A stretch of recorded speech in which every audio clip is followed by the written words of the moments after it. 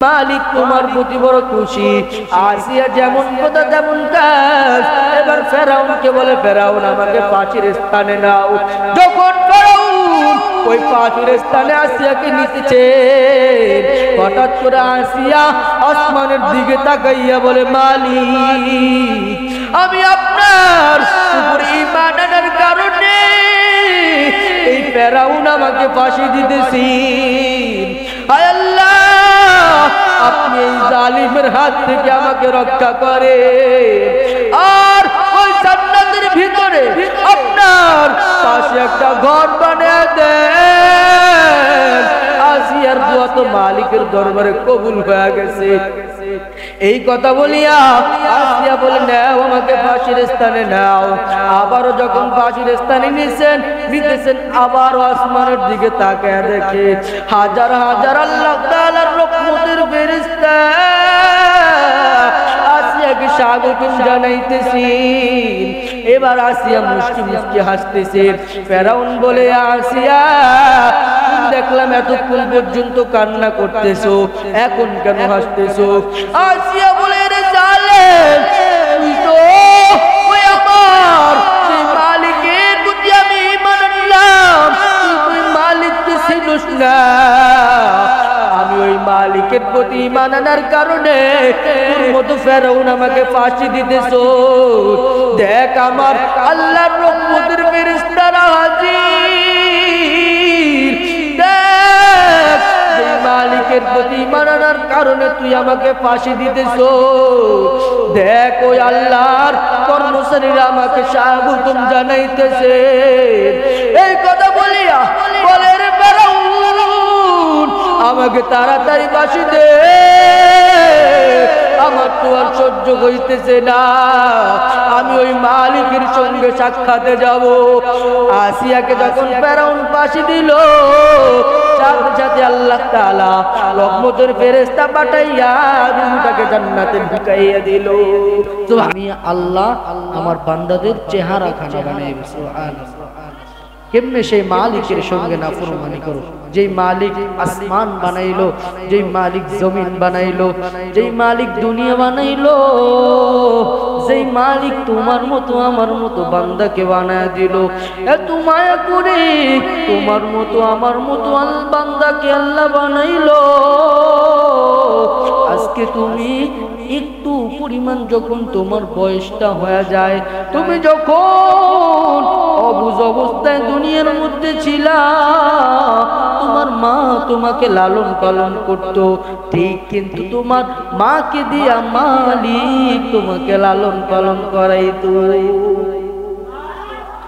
যখন তুমি অবুঝ অবস্থায় দুনিয়ার মধ্যে ছিলা, যখন তুমি কাউকে চিন্তা না, এটা তোমার কি তুমি এটাও বুঝতা না, তোমার ভাই এটা তোমার কি ভাই না অন্য কিছু এটা তুমি বুঝতা না, তোমার বাবাকেও তুমি চিন্তা না, তুমি এটা তোমার কি সম্পর্ক হয় তুমি এটাও জানতা না, তোমার ভাই তোমার কেমন সম্পর্কের ভাই হয় তুমি এটাও জানতা না, তোমার বাবা তোমার কেমন সম্পর্কের বাবা হয় তুমি এটাও জানতা না। আস্তে আস্তে তোমার মাথার ভিতরে ওই মালিক এমন এক মায়া ঢুকাইলো, ওই মালিক তোমার মাথার ভিতরে এমন এক বুদ্ধি মালিক ঢুকায়া দিল। এখন তুমি চিনতে পারো তোমার বাবাকে, এখন তুমি চিনতে পারো তোমার মাকে, এখন তুমি চিনতে পারো তোমার ভাইকে, এখন তুমি চিনতে পারো তোমার বোনকে, এখন তুমি চিনতে পারো তোমার আত্মীয় স্বজনকে। এমন একটা সময় গেছে রে বান্দা, তুমি তোমার মাকেও চিন্তা না, তুমি তোমার বাবাকেও চিন্তা না, তুমি তোমার ভাইকেও চিন্তা না, তুমি তোমার বোনকেও চিন্তা না, তুমি তোমার আত্মীয় স্বজনকেও চিন্তা না। যখন তুমি ছোট ছিলা, তোমাকে যখন তোমার এক আত্মীয় স্বজন কুলে নেওয়ার জন্য হাত বাড়াইতো, তুমি বড় কান্না করিয়া দিতা, কারণ তুমি ওই লোকটাকে চিনো না, সেই জন্য তুমি তার কোলেও যাইতা না। আবার এমন সময় আসতো তুমি একজনের কোলে আসো, হঠাৎ করে তোমার মা তোমাকে হাঁটলো, ওই ব্যক্তির কোলটাকে তুমি বড় আরামদায়ক পাইলা, ওই ব্যক্তির কোলের ভিতরে তুমি বৈশা বড় আরাম পাইলা। তুমি তোমার মায়ের কোলেও যাও নাই, কারণ তুমি তোমার মাকেও তোমার মস্তিষ্কের ভিতরে ঢুকাইতে পারো নাই। তোমার ভিতরে ওই জ্ঞানটা তখন ছিল না। আস্তে আস্তে আল্লাহ তাআলা তোমার বয়সটাকেও বাড়াইলো, তোমার মাথার ভিতরেও বুদ্ধি দিয়া দিল। আজকে তুমি একটু যখন তোমার বয়সটা বাড়ি হয়ে গেল, যখন তোমার যুব যৌবনকাল চলে আসলো, তুমি ওই মালিকের নাফরমানি করো না যুবক। ওই মালিককে তোমাকে নাফরমানি করার জন্য এই দুনিয়ার মধ্যে পাঠাই নাই, ওই মালিক তোমাকে মালিকের ইবাদত করার জন্য পাঠাইছেন। আজকে তুমি আমি ওই মালিকের ইবাদত করা তো দূরের কথা, ওই মালিকের নাফরমানি করতে করতে জিন্দেগি কাটা দে। যে মালিক এত নিয়ামত দিয়ে আমাদেরকে দুনিয়ার মধ্যে পাঠাইছেন, যেদিকে তাকাই মালিকের নিয়ামত, যেদিকে তাকাই আল্লাহ তাআলার রং দেখা যায়, মালিকের গ্রাম পাওয়া যায়। মালিক এত নিয়ামত দিয়ে আমাদেরকে দুনিয়ার মধ্যে পাঠাইছেন, আজকে আমরা তার নিয়ামতকে উপভোগ করে সেই মালিকের সাথে আমরা নাফরমানি করি।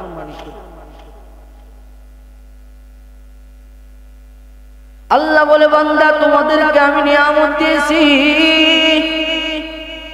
তোমরা আমার নিয়ামত খাইয়া আমি আল্লাহর নাশুকরিয়া করবা না। না বান্দা, এই অপশন রাখি নাই। তোমরা আমার নিয়ামত খাইয়া আমি মালিকের নাফরমানি করবা না রে বান্দা, না। আমি আল্লাহর আযাব বড় ভয়ঙ্কর। লা ইন শাকারতুম লা আযীদান্নাকুম ওয়া লা ইন কাফারতুম ইন্না আযাবি লাশাদীদ। আল্লাহ তাআলা নিয়ামত পাইয়া মালিকের প্রতি শুকরিয়া আদায় করবা, মালিক বড় খুশি হয়ে যাইবে রে যুবক। ওই মালিকের নিয়ামত পাইয়া যখন ওই মালিকের প্রতি শুকরিয়া জ্ঞাপন করবা, ওই মালিক তোমার প্রতি খুশি হয়ে যাইবে। খুশি হইয়া তোমার নিয়ামতকে আরো বৃদ্ধি করিয়া দিবে। আর ওই মালিকের নিয়ামত পাইয়া ওই মালিকের সঙ্গে তুমি না শুকরিয়া করবা, ওই মালিক বলে, না রে বান্দা না, তুই আমার নিয়ামত পাইয়া আমি আল্লাহর নিয়ামত পাইয়া নিয়ামতের শুকরিয়া আদায় করো না। না বান্দা, আমি তোকে নিয়ামত দিতে পারি না। আল্লাহ তোমার কাছ থেকে যতটুকু নিয়ামত দিয়েছে ততটুকুই সিনা নিয়ে যাইবে। আল্লাহ এতটুকু বলে থামে নাই, এ বান্দা তোকে আমি আল্লাহ এত নিয়ামত দিয়েছি, এতদিন আমি আল্লাহর নিয়ামত ভক্ষণ করলি রে বান্দা, তুই আমার নিয়ামত ভক্ষণ কইরা আমি আল্লাহর শুকরিয়া আদায় করো নাই। আল্লাহ বলে, ইন্না আযাবি লাশাদীদ। যে ব্যক্তি আমি আল্লাহর নিয়ামত পাইয়া নিয়ামতের নাশুকরিয়া করবে, তার নিয়ামত কিন্তু আমি চেনে নিবই, আমি আল্লাহ তাকে কঠিন আযাবে গ্রেফতার করব। নাউজুবিল্লাহ।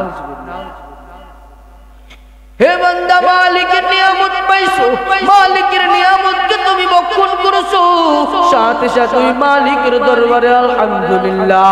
তুমি একটা অ্যাক্সিডেন্ট করছো, সাথে সাথে মালিকের দরবারে আলহামদুলিল্লাহ। এমন এক মুসিবতের মধ্যে তুমি পড়েছো যুবক, সাথে সাথে ওই মালিকের দরবারে আলহামদুলিল্লাহ। কারণ মালিক বান্দার খারাপ করার জন্য কিছুই করে না। আল্লাহ তাআলা যা করেন আমাদের সঙ্গে, যাই করেন সব আমাদের ভালোর জন্য।